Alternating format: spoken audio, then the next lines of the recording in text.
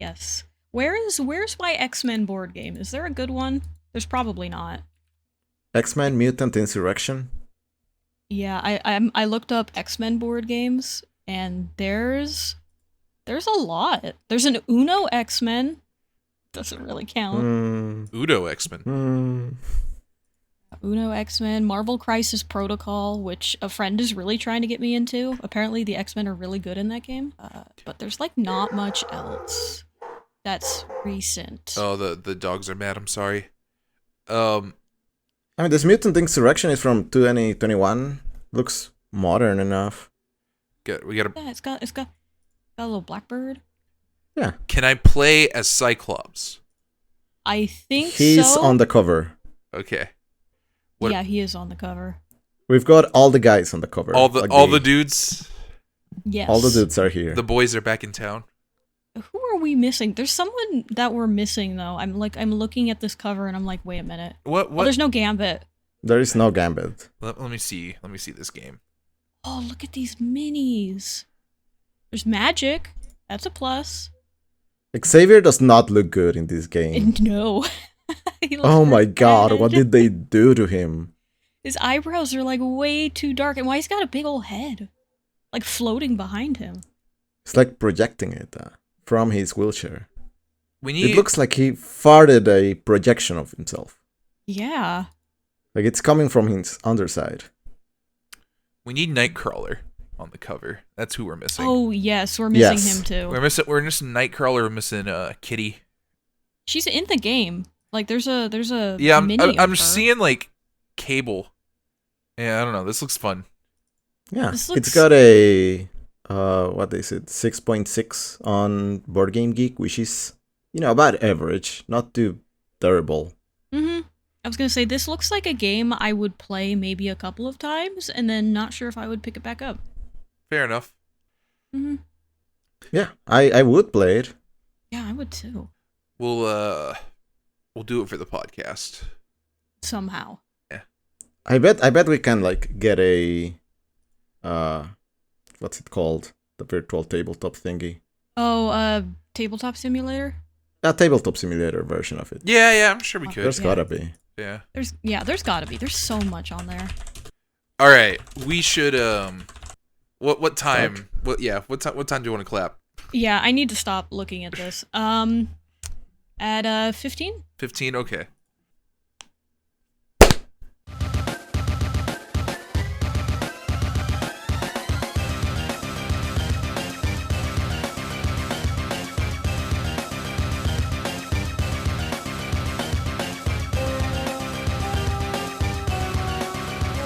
Hello and welcome to an episode of Study of X, the bi-weekly X-Men podcast where we discuss the Krakoa era of X-Men comics.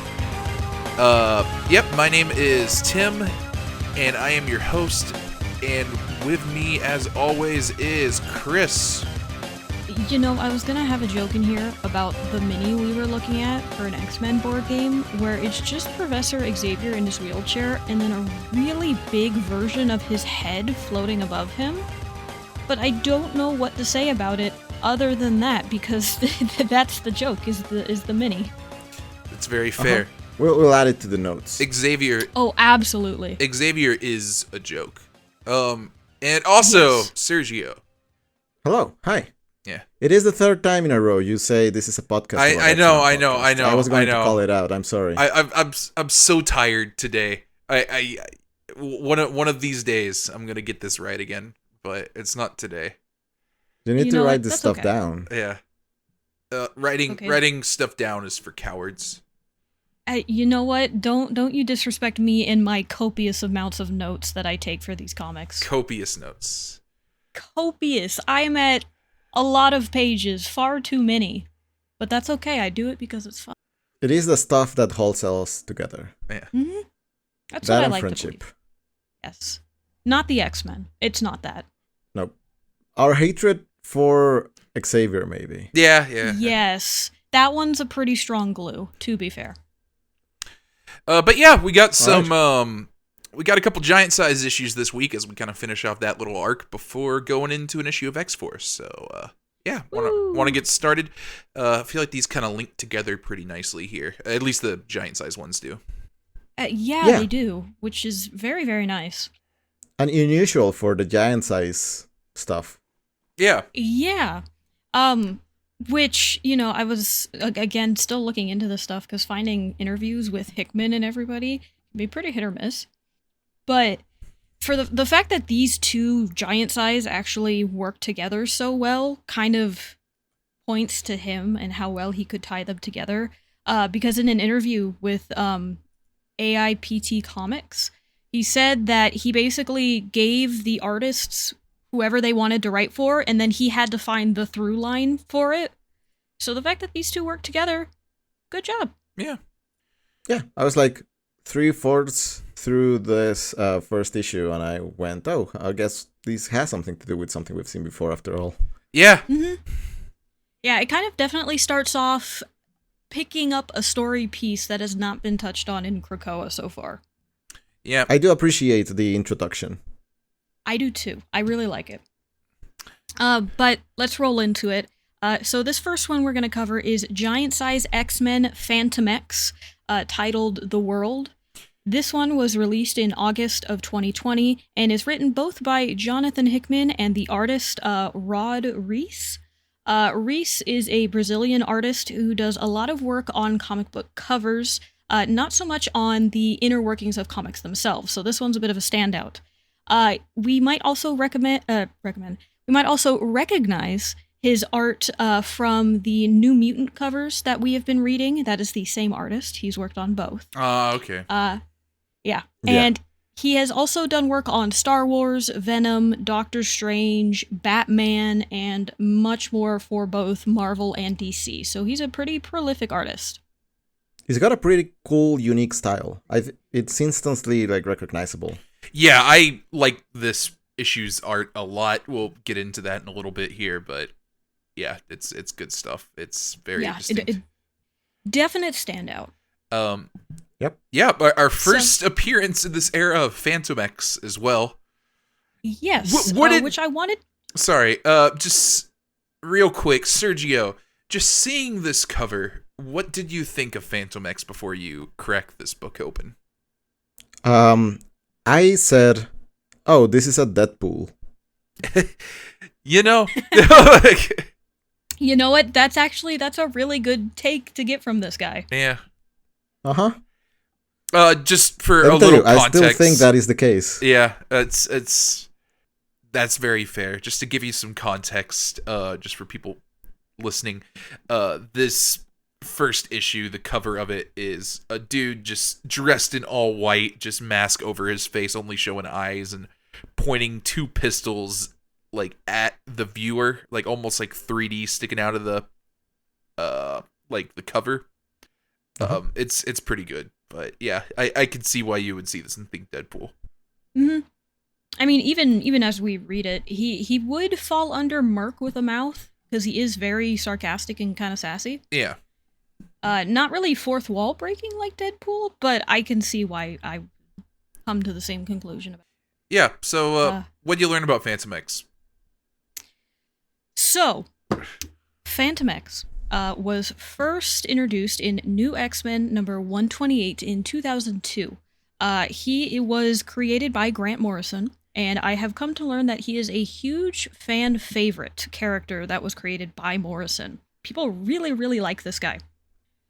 His name is Charlie Cluster 7, also goes by Fantomex, and he was a product of the Weapon Plus program, which, if that sounds kind of familiar, that's because it is the U.S. program that was born out of the one that made Captain America, and has ties with the Weapon X program of Canada that made Wolverine. So they're almost like sister programs.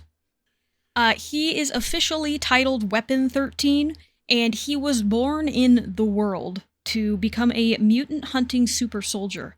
What is the world? We're going to learn pretty soon because I think the comic actually explains it very, very well.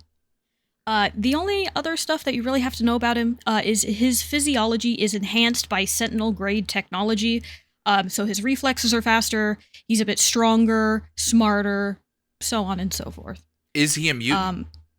Ooh. It's up for debate. Sometimes he says he is, sometimes he says he's not. But the thing is he's very good at misdirection, and he is known as being a liar. So if he is a mutant and he said he was, maybe he was lying about it, maybe he wasn't. Shrug? Okay. Yeah, this does not hint at him being a mutant at all. No, yeah. Here, like, the impression I got from these issues was that he's not. If anything, I think he's meant to be an anti-mutant weapon. But yeah, I didn't pick up on anything that would point towards him being a mutant. I guess, he might have alluded to it in another issue or something, but yeah, at least in this one, he does not seem to be one. Yeah, he alludes to it in other ones. The big, very popular comic he was a part of for a long time was X-Force, which is where he referenced himself as being a mutant. He's also been a part of the X-Men before, so he's worked a lot with mutants, and that's usually the circles he hangs out around. But he's still kind of in that gray area like Deadpool is, where it's like, maybe not. Depends on the story. The, one of the last appearances, I think his actual, last appearance before this issue was he was in a X-Men team where they revived Charles Xavier from the dead, and Xavier actually took his body for that. Yeah, I debated putting that in here or not, because it's a really fun little fact. The Xavier we see in House and Powers of X, as well as the early beginnings of the Krakoan era, is actually Fantomex's body with Charles Xavier's mind in him. Yeah, and then it stops being that because Charles dies.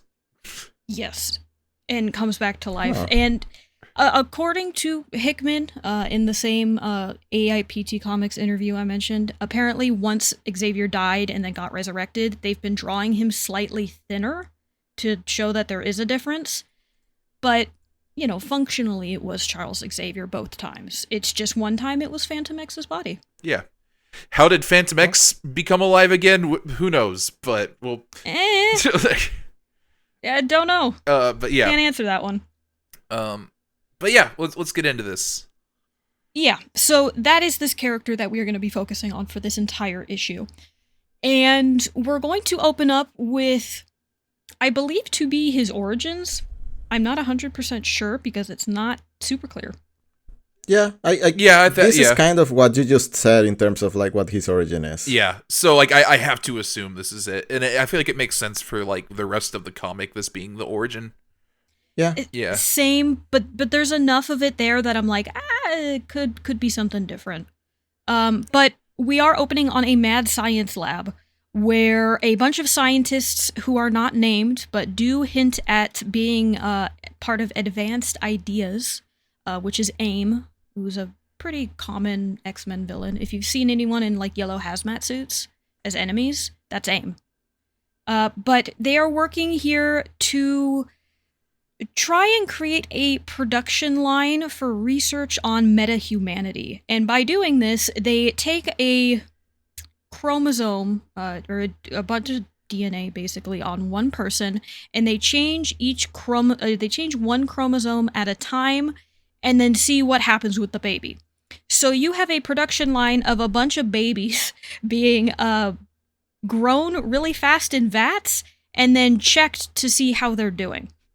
This is an extremely inefficient way of going about this. Yeah. Just changing one chromosome at a time? Yes. That's not how this works. No, not at all.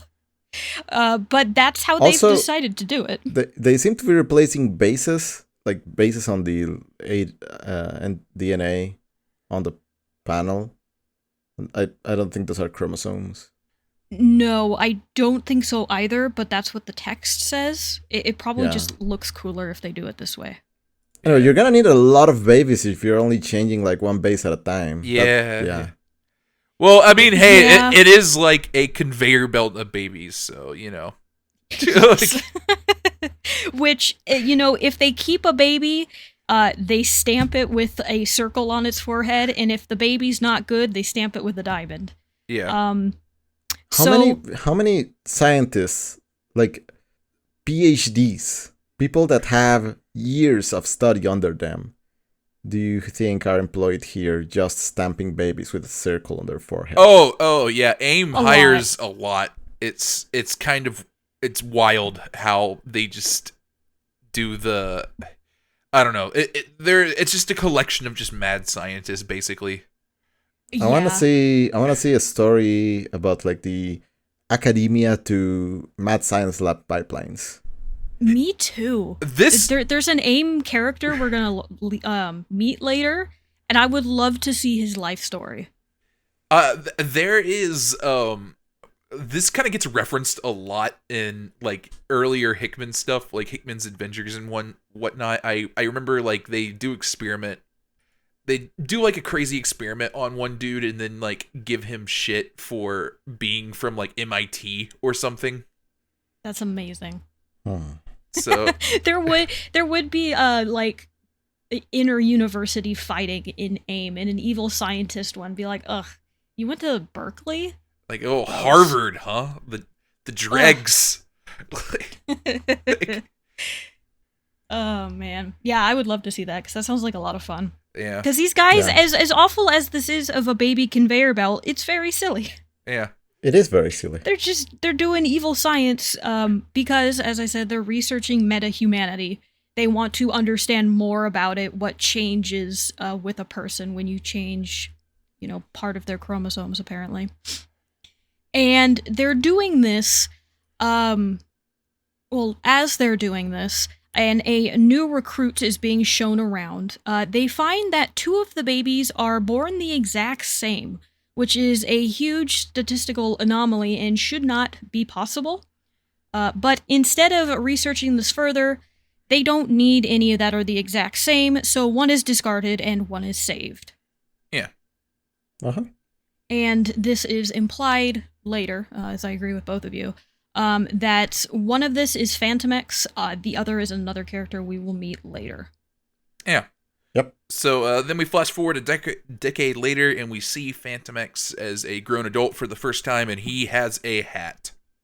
He does? Yes, he's got a beret that clashes with the rest of his pure white outfit, but that's okay, because I think it's a vibe for him. Yeah. And I think it's the best outfit he's got in the entire issue. Yeah, I agree. This one is very good. It's a good one. I like when he gets the like blue-black lines and everything on his suit, but that's just me. Anyway, you can kind of guess this is probably around the 40s or the 50s because he is with the Howling Commandos.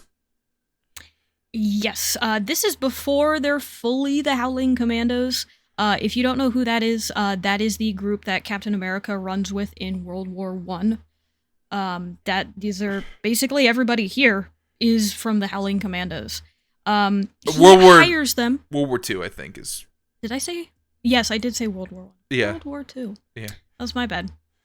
Same thing, just slight difference. Just a little bit later. Yeah. But yeah, this is like we got Nick Fury here, we got Dum Dum Dugan, the whole gang. Yep, and Fantomex has hired them to break into something called the World, and this is in return for someone owing him a favor. This place, as he is going to explain to all of them, is a world within a world where everything that happens inside is outside time and place of everything else around it. So, if you think of like a hyperbolic time chamber from Dragon Ball Z, roughly the same idea, but much, much bigger. So everything that happens in here happens on a vastly different timescale than everything outside of it. Just a small note, I like the fact that they are not able to place his accent. It's vaguely European. Yes, yeah. Which is also commented on a lot, apparently from the original X-Force run that he's a part of. Because he's from the world, he just really likes the French, and so he will take different dialects from that area and try them out. Oh, okay. That's just his thing. So the fact that they can't place it makes sense. Yeah. But yeah, we're going in. Yeah. Looks cool. Yeah, looks very cool. Everything outside of it is kind of muted in color. A lot of grays, a lot of light browns and everything. And once you get into the world, there's a lot of oranges, purples. Everything is very, very bright here. Just to really give you the idea that this place is somewhere different.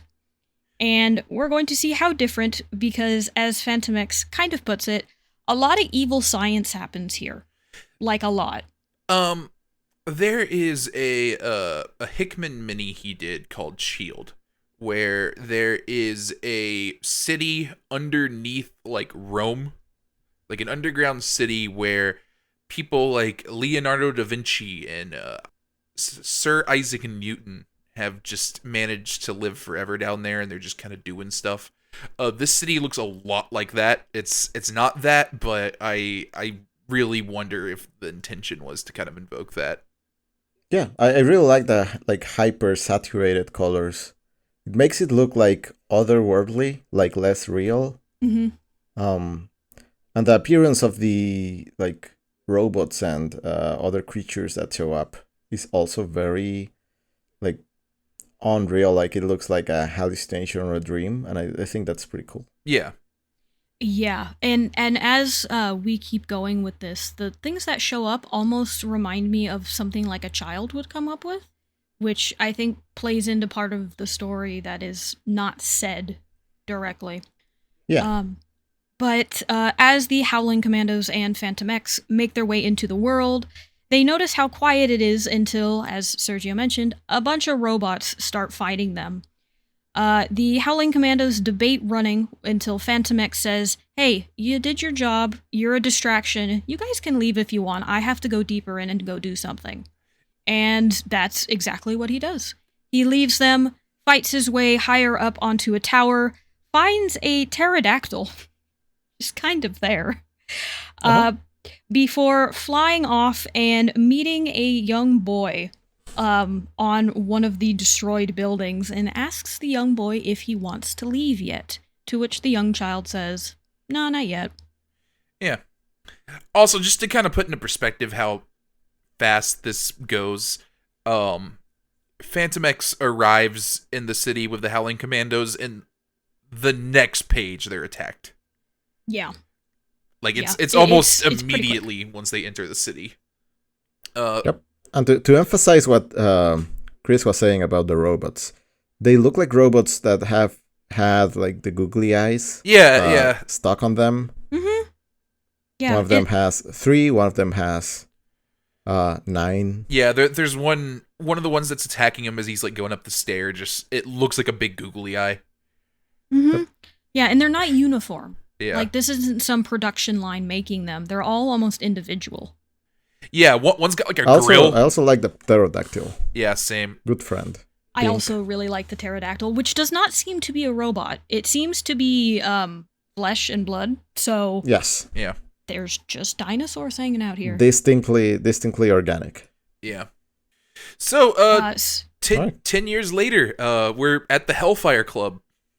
yes. Before we actually move on to the Hellfire Club, I do want to mention as Fantomex drops off the pterodactyl to talk to this young boy, he does mention how odd it is that the world does move at a different time scale. So even though he's back here, and he should know that the young boy he's meeting is still a child, it's still a weird situation for him. Which I kind of agree, does lead more to the fact that those two twins from earlier are probably Fantomex and this boy here.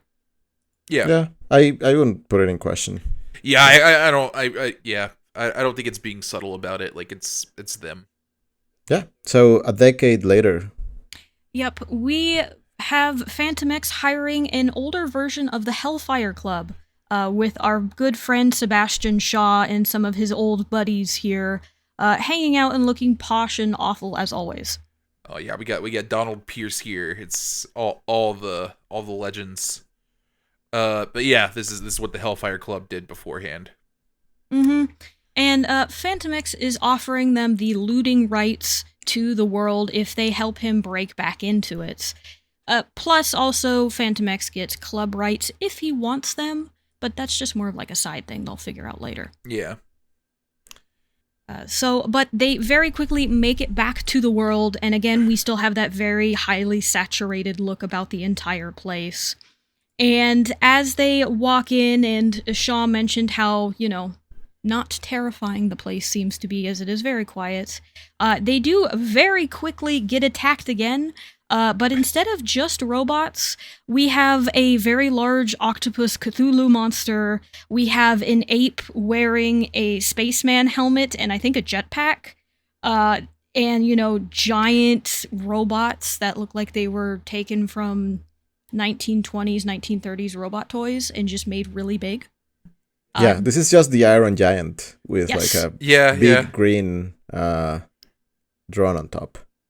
Yeah, and this is where it starts to really feel like a child is in charge of making all these monstrous defenses, because these all feel like monsters and, things that a child would come up with. Yeah, that's a good way to put it. But yeah, they are attacked and Fantomex runs off again. Yes, and Shaw tells him, hey, we're getting out of here. This place sucks. We do not want the looting rights anymore. We're just gonna leave. Yeah, so Fantomex kind of bounds off, and it does this neat thing where it, like, turns upside down as he's moving. Mm-hmm. Yeah, he's kind of like following a rock path that breaks gravity and spirals upside down. And the panels themselves just kind of turn as he's turning, but it doesn't turn the page itself. So by the time he gets to the young man that he's talking to, he and the young man are both upside down, and their dialogue is also upside down. Yeah. Just cool looking. But yeah, they seem about the same age now. Mm-hmm. And again, Fantomex asks him if he's ready to leave, and he's like, no, there's work to do, many children of the world to raise. And in fact, maybe it's best if Fantomex stays away this time. Yeah. But yeah, so flash forward another decade, and he's sitting on a beach drinking a drink, and says he's not going to go back. Yes, and then, I should also mention, all he's wearing is shorts and his mask. Yeah, just the mask, but pulled up over his nose so he can, access the straw. Yes. Yeah. But yeah, it's a good vibe. Just he definitely took it to heart that maybe he should stay away. Yeah. And then the next decade, his first line is, I'm going back. So it lasted about 20 years. Yeah. At this point, you might be getting the pattern. Fantomex hires some people. They go in, immediately get attacked. Fantomex breaks from the group and finds his bro and asks him if he wants to leave.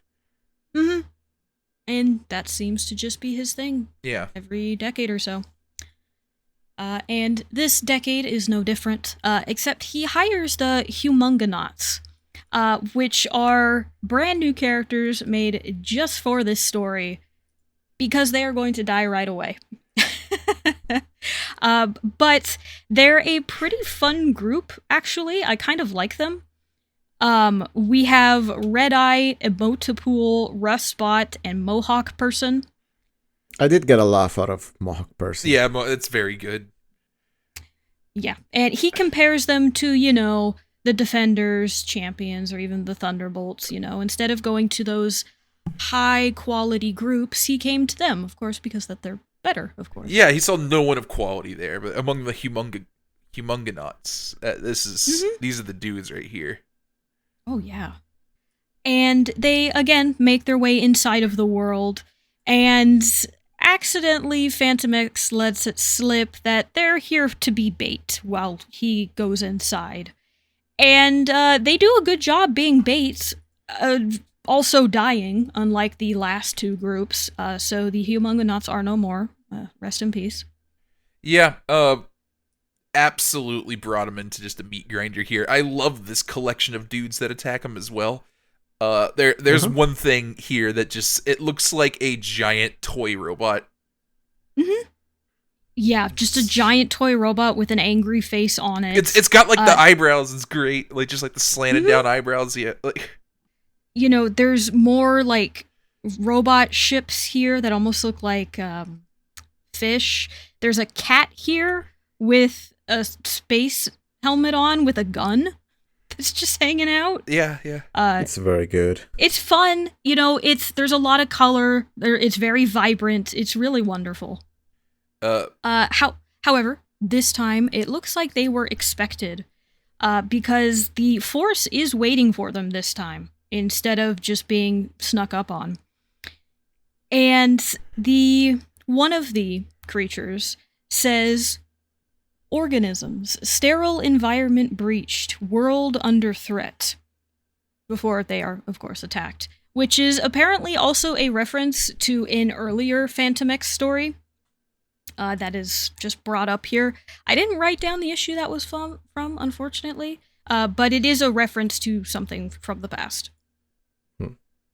And as Fantomex runs out from this massive onslaught he was not expecting, you see his twin brother there essentially saying, "Hey, I know what you're doing. I'm you. I've prepared for this. You're like a memory from 100 years ago, and you just need to fade away and stay away." Yeah. So another decade passes, and Fantomex is recruiting Wolverine and Cyclops. Yep, and Cyclops is very drunk. I did want to ask you, Tim, here, because this is a very specific look for Wolverine and Cyclops. Do you know what era that is? No, I have no clue. I assume probably like mid-2000s, but like I didn't read comics really around that time. Okay. Because it does look like that. They both have like leather jackets on that are black and yellow. It's a look I've seen before, but I could not place when and where. Yeah, This is right before present time, presumably, so it would be fairly recent. Yeah, this seems like it's probably like a decade before recent time. So yeah, I would not be shocked to see this look in like Astonishing X-Men or something. Yeah. But yeah, I would agree with that. I couldn't tell you where this is from. But yeah, so Wolverine thinks this is going to give him some clues about where he's from, and that's why we're doing it. Mm-hmm. So this time he just has his team of 2 with Wolverine and Cyclops to help him. It looks like AIM has taken over the outside of the world as they have set up shop here, but it's pretty easy and quick work for the 3 of these men to take care of these guys. Yeah. So yeah, we mop up AIM, walk in the door, and we're under attack again. Yep. Looks like it's just some of the massive brain fish ships that are going on here. I feel like also the background changed a little bit. It's still vibrant compared to the rest of it, but the style of buildings is more modern. It might just be because it's very briefly in this one. Yeah, it's very... I feel like it's a change. It looks very undetailed in comparison. Like, everything looks very flat, and you don't really have, like, all the railings and, like, light fixtures and stuff like that from the previous look of it. Mm-hmm. But yeah, Fantomex immediately dips, and he finds his twin in, like, armor with, like, electricity surging around him. Yes, I have learned that this is Ultimaton, or Automaton. Kind of hard to pronounce. Also, Weapon 15 from the world. Oh. He has shown up before and has been a minor villain off to the side in an X-Men book, but that's about it. So having him pop up here was fun to see. And he seems to have lost his sanity a little bit. It's pretty safe to assume that a whole lot of time has passed for him compared to Fantomex. And he mentions that the work of the world is coming to its end, and he's trying to decide whether to build a new version of the world, go beyond it, or maybe to destroy it. Yeah. And you kind of get this interesting thing where he kind of talks about Fantomex a little bit, and just... I feel like that's kind of the thing here, is he kind of refers to him as like a different version of him, like a primal version. And I think that's kind of the appeal for both of them seeing the other, is it's like, this is me, but had I turned out differently.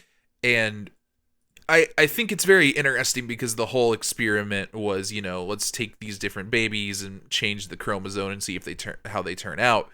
But This is that with the same exact chromosomes, and they've turned out radically different. Yeah. Yeah. This is basically what you want in an experiment. Yeah, like this is...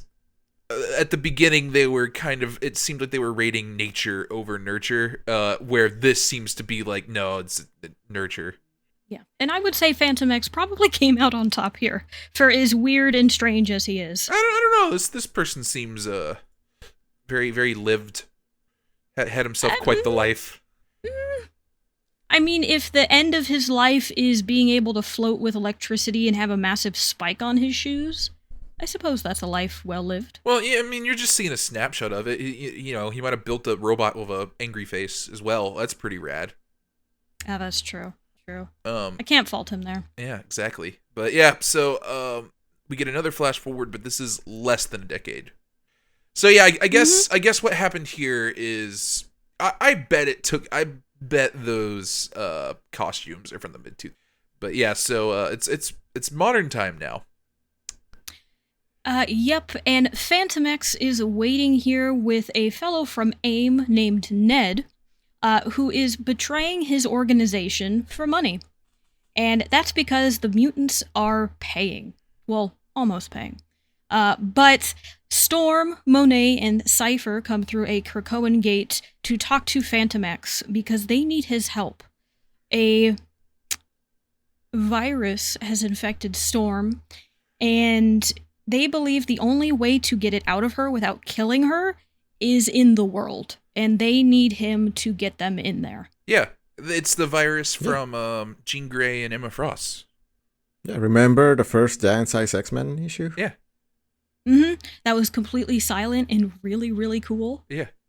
That's this. Yeah, we're finally paying that off. But yeah, so we're all going in together. Fantomex, Cypher, Monet, Storm, and this AIM guy. Mm-hmm. Who, I gotta say, I like Ned. He's very open and honest about what his intentions are, and his intentions are, I just like money. Yeah. Yeah, I like money. Mm-hmm. It's just like me for real. Yep. And once more, at the end here, Fantomex introduces the party to the world, where things have gone... oh, it's gone off the rails. very psychedelic. Yeah. It's very cool.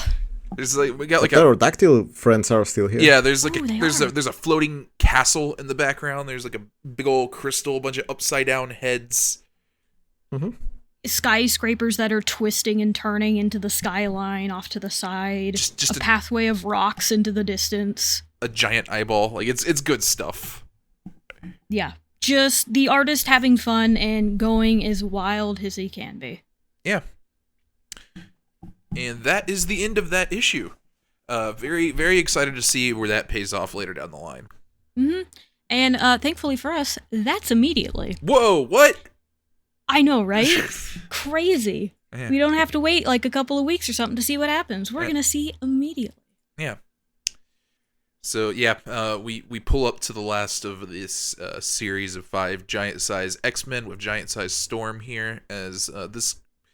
it doesn't pick up directly where we left off here, but it becomes very apparent as this goes on that it's the same story. Yeah. Yep. Mm-hmm. I kind of like what it does.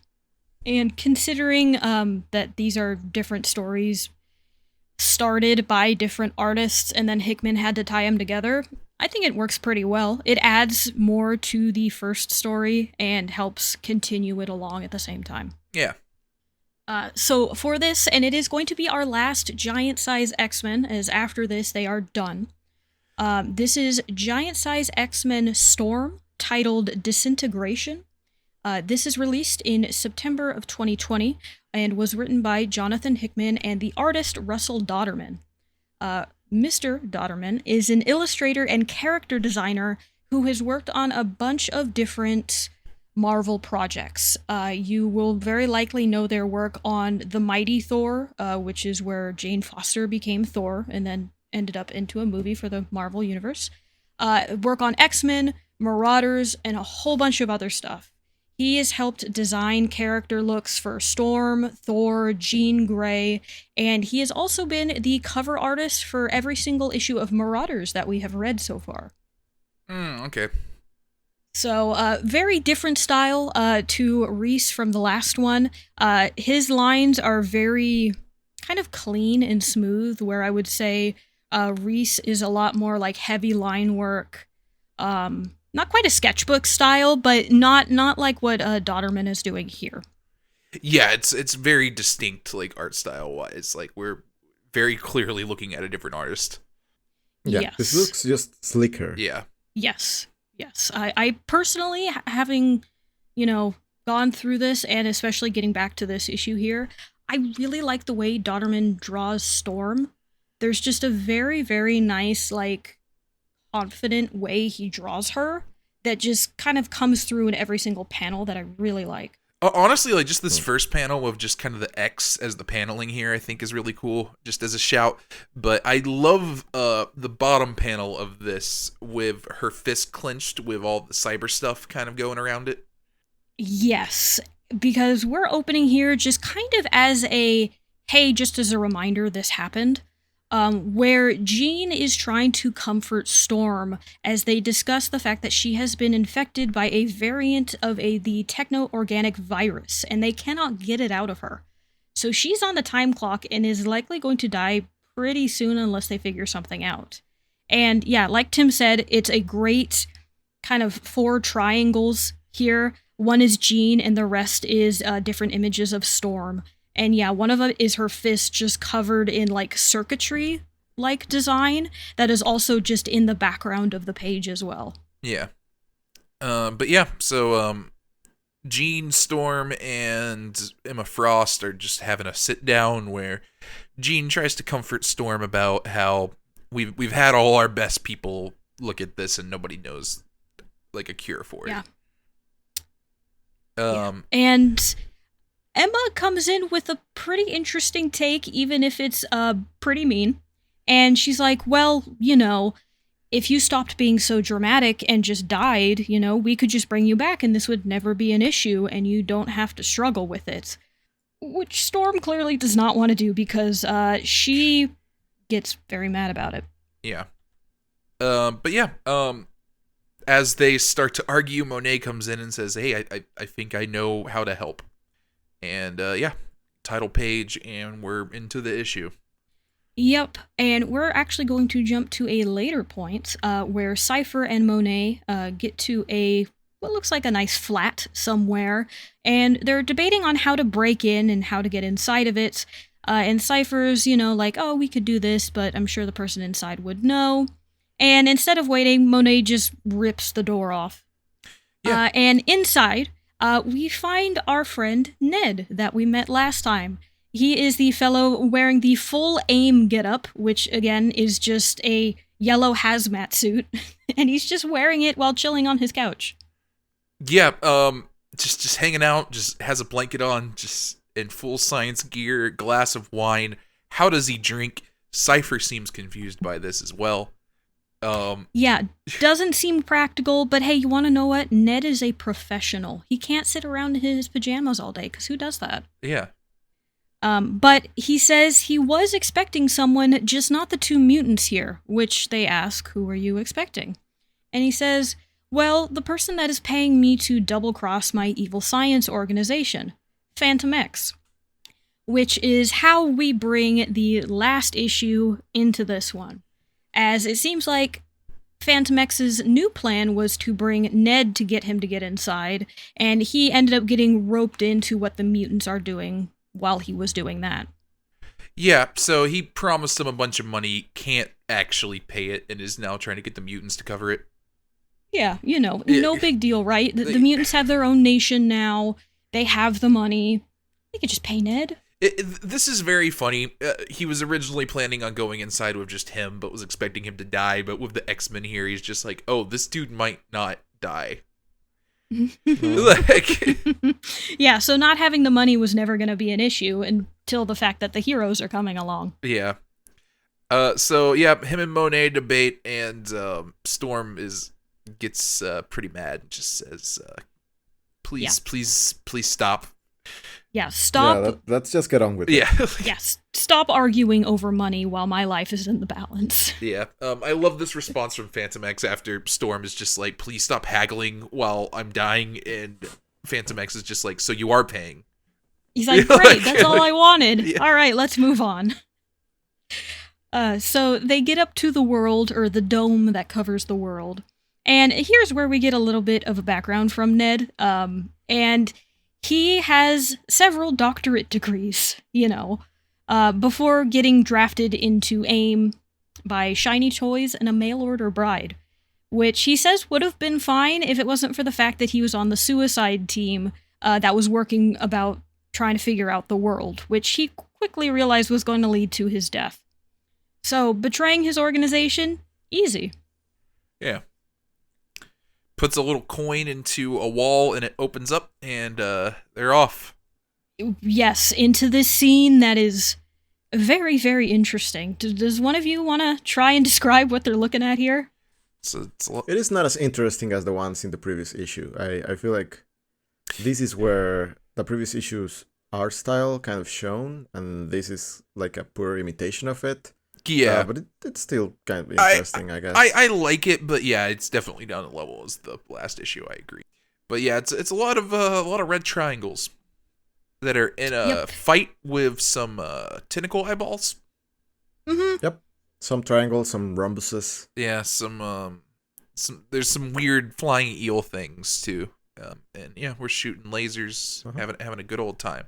Looks like the city is kind of destroyed in the background. There's a lot of ruins going on. The world doesn't look like it's doing too well. No, and I would agree with you both. These flying eyeball things, they remind me of Solaces, the Pokemon. Oh, you know yeah. which one that is? Yes, the I one do. That lives in a green bubble.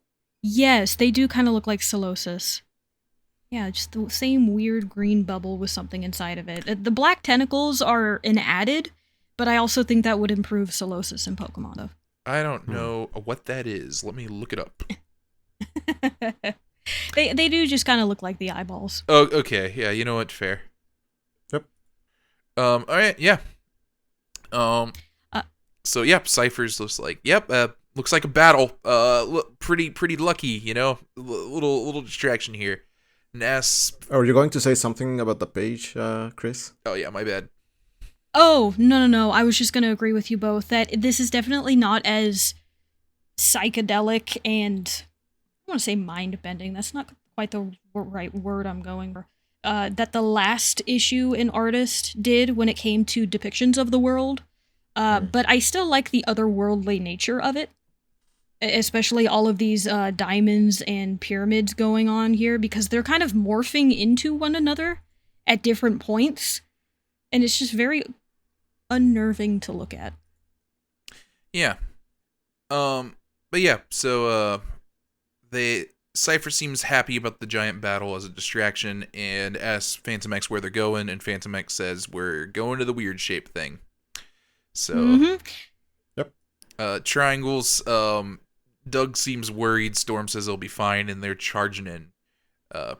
Very cool panel here. Or page. I like Ned in the background. Shot. Yeah, I do like that. Storm can control the weather. Cypher has his warlock buddy. Monet is just claws. Fantomex, we've seen him, he's capable. Ned just has like a weird science gun. Yeah. That's about it. But he's in the team photo, so you know what? I appreciate it. Yeah. But yeah, Cypher's got himself like a whole little warlock suit now and can do cool little gun things with it. Mm-hmm. Which is a little confusing, because wasn't it in Giant Size Nightcrawler he was just telling someone, hey, don't tell people that Warlock is with me? Was it the fact that Warlock was with him, or the fact that Warlock can like be on his own? Ooh, that's a good distinction. I don't know. Because I think people knew that Warlock is like on his arm and whatnot. But okay. I think it was the fact that like Warlock is, still able to like walk around on his own is what people don't know. Gotcha. Okay. Yeah, because I saw this and I was like, I guess he's just not keeping that quiet. Yeah. But if it's that specifically, then that makes a lot more sense. Also, he is referred to as the mutant version of Bambi by Monet, which is very funny. Yeah, very funny, and also kind of accurate, but not, because yeah, he does seem to be the one who isn't the fighter and can figure things out, but isn't, the one that's gonna resort to violence, even though he seems to be setting up something in the background. We've seen those snippets of him, like him sitting at a table with Krakoa and Warlock all chatting with one another. Yeah. So the fact that people see him as like this pure innocent little being is like really funny because it's accurate, but also there's something underneath. Don't trust Bambi. Bambi would never. Yeah, I don't know, man. You see those eyes? Eyes of a killer. But as the fighting is going on, once more, Fantomex bolts and leaves the team, as he is wont to do. But before we can see where he heads off, Storm is going to do her thing and be absolutely incredible, because she realizes in this perfect world, there really is no uncontrollable weather. Meaning, if she can take control of it, she can wreak a whole lot of havoc really, really fast, because these things are not used to the level of a hurricane. Yeah, or tornadoes. Mm-hmm. And oh boy, does she do that. How does that go for her? Not super well. She immediately passed out, but yeah, I mean, she is able to summon the tornadoes and cause all of this havoc, but the same circuitry-like design that is growing on her takes over her face and she passes out. I mean, on the plus side, it did work. All of the weird triangles and eyes are dead, and everybody's good. So they are good, and she does wake back up, even though she's a bit groggy. But they are able to move on, and thankfully, Ned is pretty sure the machine that they need isn't too far away. He says, because this place has the side effect that comes with radical evolution, is that organics and technology end up merging when that sort of environment happens. So if they were going to understand the world, they needed a machine that could separate the organics and the robotic, and that's what they have. So if they can get to that machine, he's pretty sure they can save Storm by putting her in there. Yeah. So yeah, it's the same direction that Fantomex ran off to, and they go in just saying, like, we might, run into him, and they see Fantomex chatting with his buddy, with a bunch of AIM people just dead at their feet. Very dead. One of them has, like, his helmet crushed, and there's blood by him. Yeah. Like, these guys were massacred. Fantomex says it's not what it looks like, but we don't really seem that interested in him. No, we have more important things to worry about, like Storm, who is really not doing too well. Yeah, so they throw her in the little triangle, and Ned operates the thing. Yep, they turn it on, and we start to get this inner monologue from Storm here, as she's going to talk about the lingering question that Emma brought up earlier, which is, if mutants now have access to resurrection, why doesn't she just die, get rid of this problem, and then come back like nothing was wrong? And it takes a couple of pages to go through her entire monologue, but essentially she says, what's the value in a life that can just be tossed aside? What is it? Where is the value in not living your life how you want it and to be the person you want to be? So for her to just toss herself aside like that goes against the things that she believes in. But while she is having this monologue, more of these Pokemon eyeball creatures break in, and everybody is trying to fight them off and not doing too well, as Storm, pretty sure she's just going through hell here. She looks like she's in a massive amount of pain. Yeah, it starts, like, immediately distorting her body, and, like, it looks very painful. Like, there's just, like, there's a lot of lines of her just screaming here, but it's, like, written in, like, scribbled out, like, A's, and it's just all over the page in just, like, very weird patterns. So, yeah, it looks not fun. But yeah, as the eyeball things are trying to reach her, she blasts a thunderbolt at him and is out of the pyramid, healed up. Yep. Because as she says, I am a mutant, I am a goddess, and I want to live. And now she's doing fine. Yeah. Yeah, and again, shout outs to Dodderman. I love the way Storm looks here. I'm gonna say that forever. I love the way he draws Storm so much. She is wonderful in this art style. Yep. Yeah, she looks pretty good. But the day is saved and the team is good. Cypher says he is not a fan of field work and still feels that way. Monet, Storm owes her a favor for all of this and what she did. And before more conversation can happen, the containment field that Storm went into to be separated from the virus begins to spike, I guess would be the best way to put it, literally, as the virus inside of it is trying to break out. Thankfully, Ned was prepared, and he has some containment foam, that's the best way I could put it, that will make sure it stays in there and does not hit evolutionary critical mass where it can evolve into its own thinking intelligence on its own. Yep, don't let that thing out. No. Yep, better throw the problem-fixing use on it. Yes. Put Magneto's key in there. Yeah, I was thinking about that too, because once he sprays it, it becomes an orb, like a bluish orb, and there's very clearly a key lock on it. Like, you could put a key in this symbol here. Yeah. And it's just sort of hanging out. I'm sure it's gonna be fine. Yeah, it'll be okay. Yeah, I'm sure there's no issue with it. Fantomex talks to his brother, asks him if he's going to leave. He says, I'm never leaving, and Fantomex says, okay, stay in here then. Yep, that's Fantomex. He's like, all right, I guess I'm going to stay. It took him, 50 years to figure that out? Yeah. Something like that? And Ned also decides to stay and doesn't need the money. Yes, which I find his entire exchange here amazing, because Storm is on her way out and is like, hey, I don't like you, Ned, but I owe you one, so let's get out of here. And he's like, are you kidding me? Look at this place. It's a massive evil science lab where I can do anything. Of course I'm not gonna leave. Yeah, Storm says I should probably stop you, but I'll catch you later, man. Mm-hmm. I also do like Ned's little tidbit here. He's like, you can do whatever you want with the money, just don't donate it to charity. Just have to keep the little bit of evil as part of the evil scientist there, but I thought that was really funny. Yeah.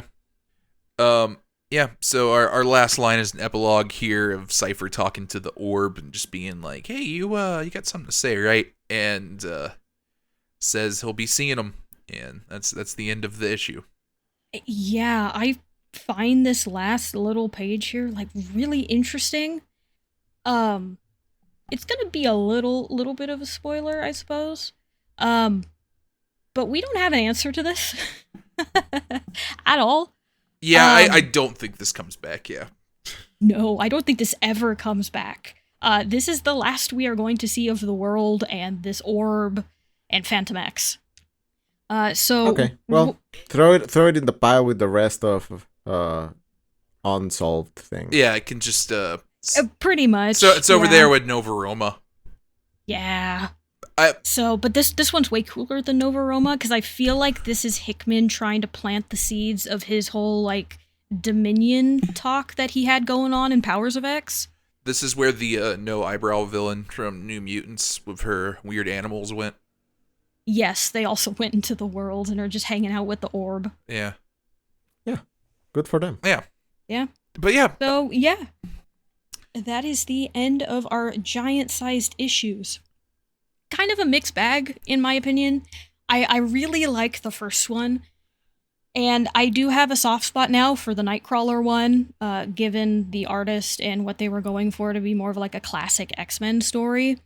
But with this Fantomex one and for Storm, as well as even parts of Magneto, I don't think they hit super well. I don't think they work as well. They're fantastic art showcases. They're very, very pretty. But I think just as stories and as comics, the only one that really works for me is the Jean Grey and Emma Frost one. Oh, see, I don't quite agree with that. I don't know. Something about the Fantomex one just works for me very well. It's very funny just watching him just like bring dudes in here and run off every single time. I liked the Storm one, kind of bringing it all to like a conclusion as well. I don't know. I had fun with these. Yeah, I think the Phantom X one is stronger than the Storm one. I like the repeating history aspect of it. I like revisiting the world and seeing how it evolves, like only a few pages. Yeah. It's fun, and the art style does help a lot because it is very attractive. Not as hot on the Storm one, but it's decent. It's a good conclusion. I was not expecting this to be a conclusion because I did not expect these to be connected in any way. Yeah, same. But I appreciate the effort. Yeah. It works, and yeah, I agree. I think the Storm one is the weaker of the two, but I don't really dislike either. Yeah, and if if this doesn't ever turn into anything, this cliffhanger here, it's pretty much the same as if the initial Storm virus thing didn't turn into anything either. Yeah. So yeah, we kind of ended in the same spot that we were. It's good. Yeah. It's okay. Yeah, I wouldn't say I disliked any of them, but, they kind of get like a, yeah, that happened. Yep. Shrug, I'm probably not going to remember any of these. Yeah. A year from now. But yeah. Let's move on to X-Force. Yep, we are back on Benjamin Percy's wild ride, and it's like we never left. So with X-Force number 11, titled Red Dawn, this was released in August of 2020, and like I just mentioned, was written by Benjamin Percy. Just as a reminder from last time, because it has been a good handful of episodes since we've talked about X-Force, the last time we saw the crew, Jean planned to quit X-Force as she heavily disliked what Beast was doing. Terra Verde was overrun by plant intelligence due to Beast's meddling, and it seems like most of that country is either dead or severely harmed by what happened. Thanks to Jean, Wolverine and... well, no, Kid Omega was killed. Wolverine was not sacrificed to the plant gods. But, she's gonna leave. And just as an extra aside to even that, part of X-Force is we have the man with the peacock tattoo running around and trying to make all of these super soldiers to kill the mutants and even killed Xavier at one point, as well as the Russians making a lot of problems. Yeah. Where did they get these bodies? I honestly don't remember. I have to assume this is a couple of issues ago. Because this was not during... This is from the... this is from the Russian submarine... Yeah, okay. Yes. That makes... I was like, this was definitely not from Terra Verde.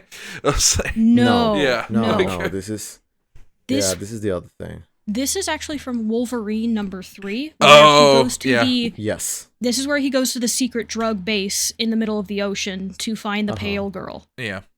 Yep. Yeah, so Percy's crossing over his 2 stories that he's got going on. Yeah. And that's where these guys are from. Got it. Okay. Which, speaking of these guys, we're opening up here on Krakoa in the Healing Gardens, where some of the Russian super soldiers that were on the aforementioned massive Russian sea thing are being dissected by the mutants here as they try to find answers as to what exactly is going on and how is Russia able to do this. Not a lot of healing going on in these healing gardens. Really makes you think. It really does. Like, it's pretty bad. This is more of just the body garden than anything. Yeah, we already built one of those in X Factor. That's true. We have the boneyard. Why not just take them to the boneyard? Yeah, I don't know. It is pretty funny how they go, hey, we better not get fooled again by these guys, and then proceed to immediately get fooled again by those guys. Instantly. It's really funny. Because, at some point earlier, when they had earlier assassin bodies, their teeth were filled with explosives that really did a lot of damage to the healing gardens. But hey, this time it's okay because they planned for explosives. Yeah. Not really horrific Russian doll little meat men.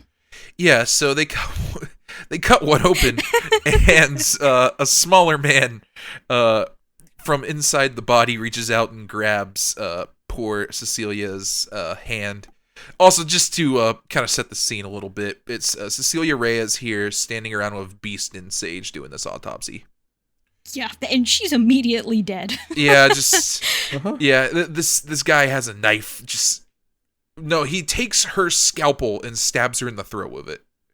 Yeah, and, despite being shocked, Beast is just kind of like, the deeper we dig, the more secrets we find. Yeah, we should have It's been the looking meat for more man. than explosives. Yeah, as this little meat man is here. Yeah. Just a horrific little creature. It's like a person just with no skin. It's just all muscle. Yeah.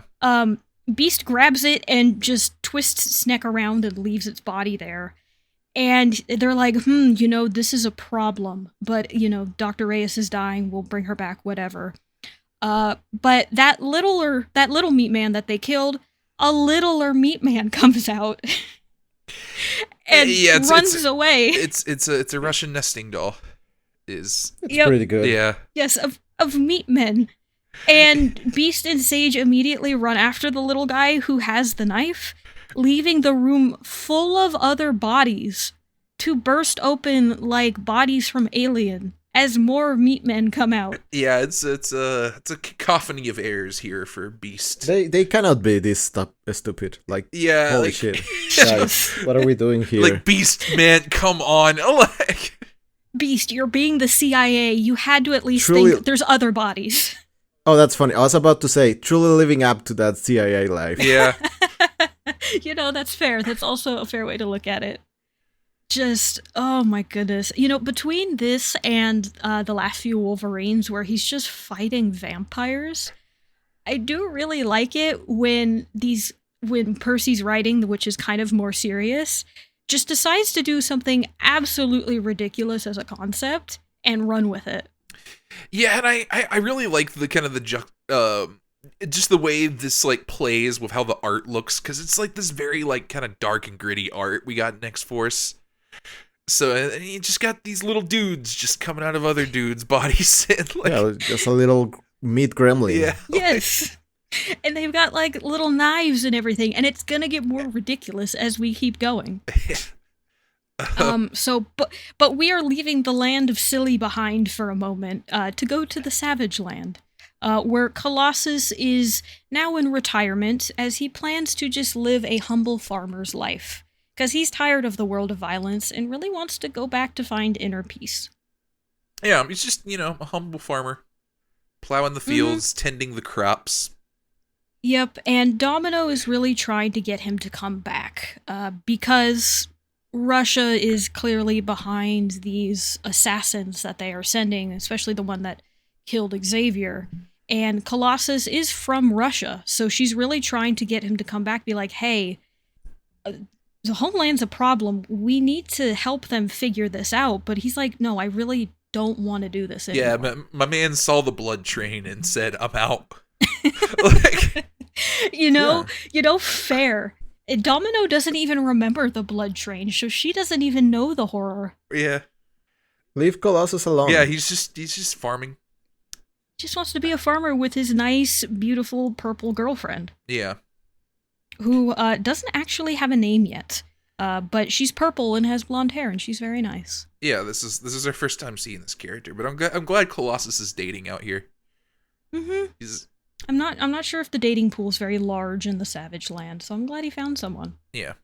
And we get our first data page, labeled Chapter 1. Uh-huh.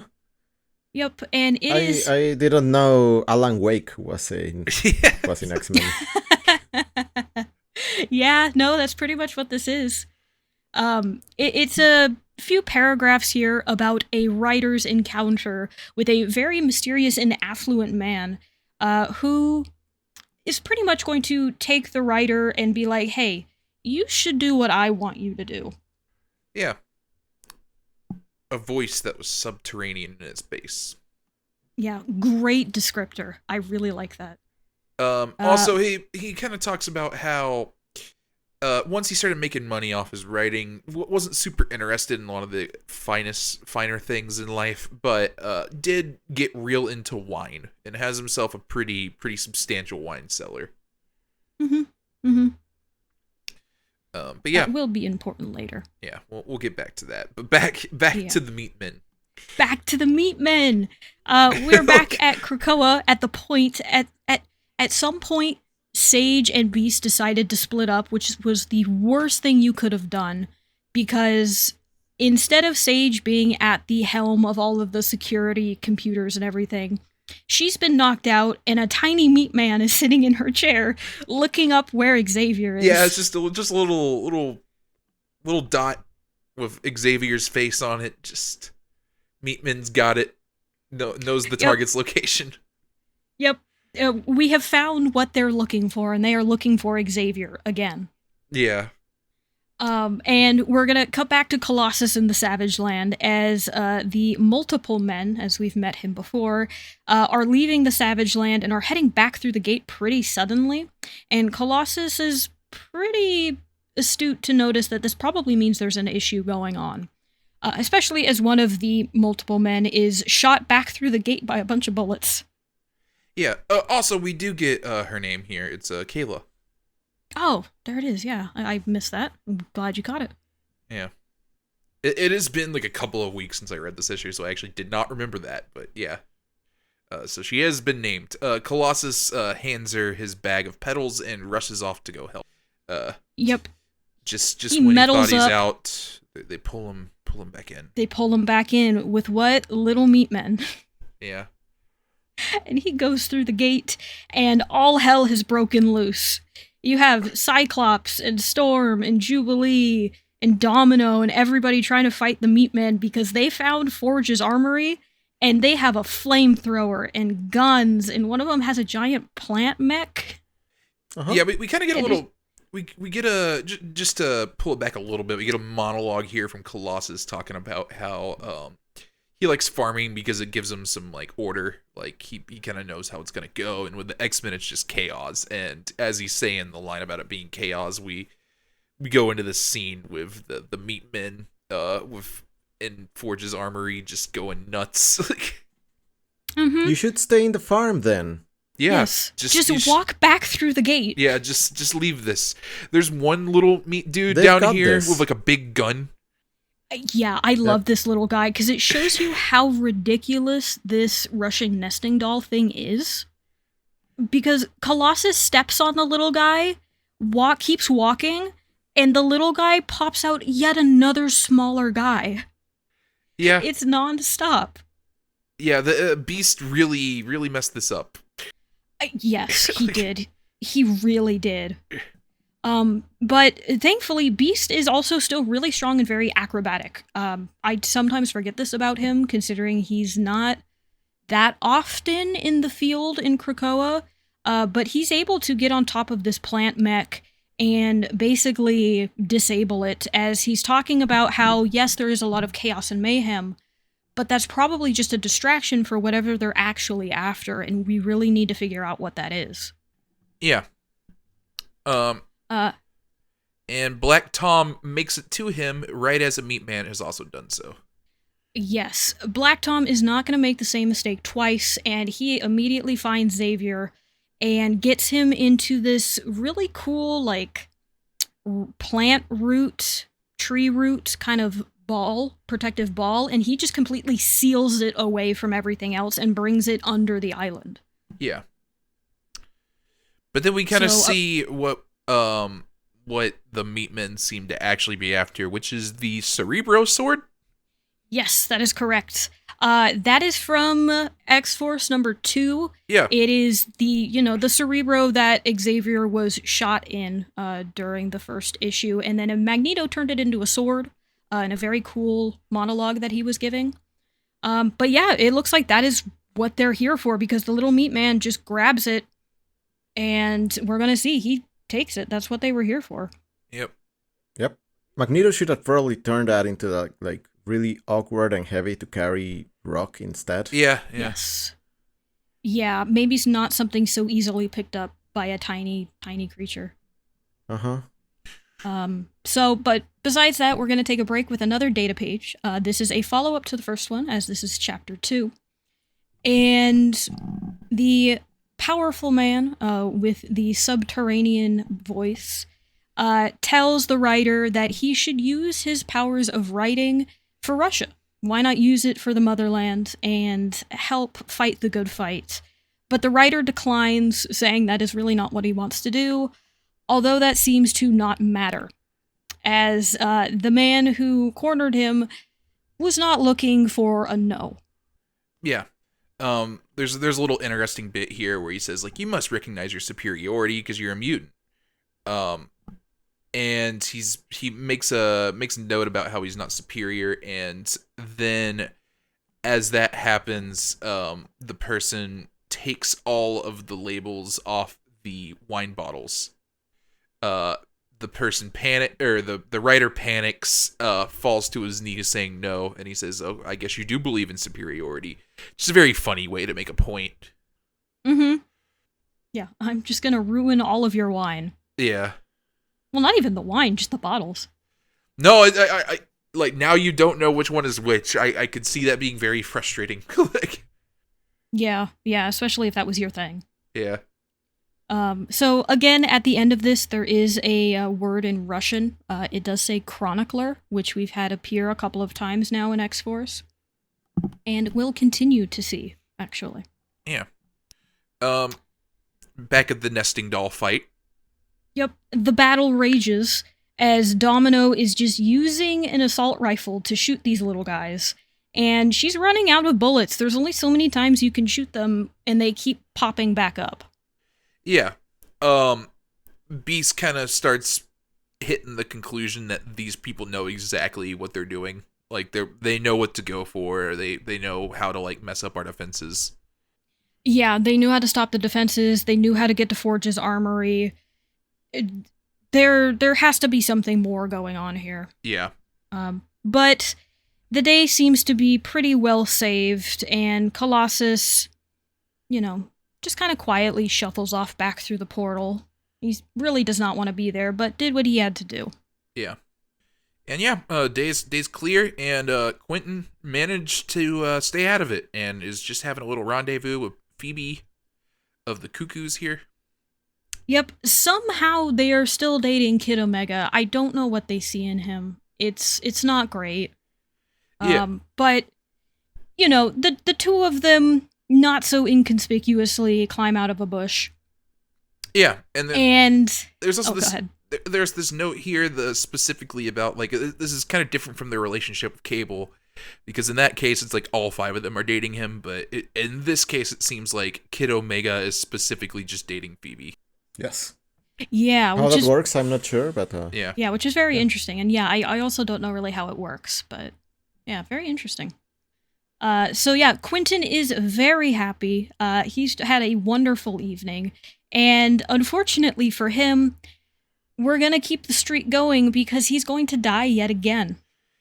He gets stabbed in the back with the Cerebro sword, even though he has had this wonderful day. And after he is stabbed, he is pushed through the Krakoan gate over into Moscow. I love this bit so much. Him just getting stabbed, and his reaction is not again. Mm-hmm. Like, he's just like, it's very like, fun. are you kidding me? I'm gonna take that. Yeah, that's a win for me personally. Yeah, I'm glad you got the win. I like this bit a lot of Kid Omega just constantly dying. Mm-hmm. Yep. He's arguably the strongest member of X-Force, but he cannot stay alive to save his life. Yeah. Get it? Aha. But yeah, he's in Moscow, and the sword is yanked out of him by a tall man in a cape. Have we seen this man yet? We have not seen this man yet. This is a new man. Yeah, I don't think so. I believe he's shown up in comics before. Do you know who this is? I do know who this is, but the next issue of X-Force is going to tell us who this man is, so I'm okay with leaving it as a question. I will not do that. I think we should go ahead and name him, just because, like, it's an established character. That's fine. Go right ahead. This is Mikhail Rasputin, Colossus's older brother. Yes. Oh, Also, Magic's older brother. okay. Wait, who? Magic, because they're all related. Oh, But yeah, so that's our dude. So yeah, pulls out the sword, and we will be picking this up next time in X-Force 12. is this the X of Swords? It could be related We're to the getting- X of Swords. We're getting close. Yes, this issue is tagged as the Road to X of Swords. If it is or is not the X of Swords, I mean, we're going to see pretty soon, actually. We're getting very close to the start of the event. Yeah, so There is an X in the pommel of the sword. yeah. There is. It's like X-shaped. So our next set of issues are going to be X-Force number 12, and then I believe Excalibur number 11 and 12. Yes, that is correct. And that will be our last batch of issues before X of Swords. Mm-hmm. Yay. Yep. Which And will, then after that, we have a whole lot of X of Swords, because it is Yeah, a rather large event for X-Men. yeah, this is our big major event. We get a few of these as it goes on, but this is like our first one. Also, we might take a little bit of a detour here. Me and Sergio have been watching X-Men 97, have been finding it quite enjoyable, and we want to talk about it. We're trying to convince Chris to watch it. I think we did it. Yes. I was going to say, I don't think it's a try. I think it is a, you have. I'm absolutely going to start watching it soon. The current working plan is we're going to break the season in half, so we're going to talk about 5 episodes, and then talk about the last 5 afterwards, after they come out. Not sure when those episodes are going to come out just yet, because, I need to watch them, and then we need to see how schedules work out, but we are absolutely going to talk about it. Yeah. Yeah. It's good stuff. I'm excited about it. It's very good content. Yeah. Good X-Men content. Yeah. It's rarer than one would think. Yeah. Yeah, Sergio has been bursting at the seams and has been asking me a lot, been like, have you watched it yet? Are you going to watch it yet? I'm like, you know what? Yes. Yes. Yes. I really do like it. Yeah, I think it's pretty good. It is quite good. Yeah, so I'm really excited to watch it. So I can't wait. Yeah, so Yeah. I don't think that'll be next time, but it could be. So just stay tuned to our socials, and we'll keep you updated on that. Mm-hmm. Yeah, it will come out sometime. Yeah. Which, speaking of socials, we are at the end of this current reading order that has been posted on our social media. I have already made the next reading order graphic, and I will be putting that up shortly after this episode comes out, so you can see what we're going to be reading coming up. Tim already said for episode 38 what we're doing, but you can also see the rest of the layout for X of Swords. Yeah. And if you wanted to find us on the social medias to follow and see what we're reading when we're going to come out with those X-Men 97 episodes, you can find the podcast at Study of X. You can find that on X, also known as Twitter. You can find it on Tumblr. You can also find it on Blue Sky, although it is not as active there just yet. There's no way to pre-create posts yet and schedule them on Blue Sky, so it's been a lot more difficult. But it is there too if you wanted to follow it. And if you had any questions, comments, what you thought of Kid Omega, or if you had a favorite Giant Size X-Men, really, you can send us an email at studyofx@gmail.com, and we might just read it here on the podcast. If you are looking for us individually, I believe I'm still the only one with a social media account currently. You can find me at Sonics, that is SAWNEEKS, on Blue Sky. I post there every now and again, really not a whole bunch, but if you need to send me a message for whatever reason, I am there. And for you, Sergio, are you still lost in the wastelands of no social media? Yeah, you should probably assume I'm gonna stay that way for a while. Yeah, it's Okay. great, right? A good life. Yeah. It is a good life. Yeah. I don't know. There's something freeing about it. I know. Yeah, sometimes I go back and check on Twitter, and it's like walking into the world. Yeah. Mm, Yeah, that's a good one. Yeah. That's a really Yeah. good one.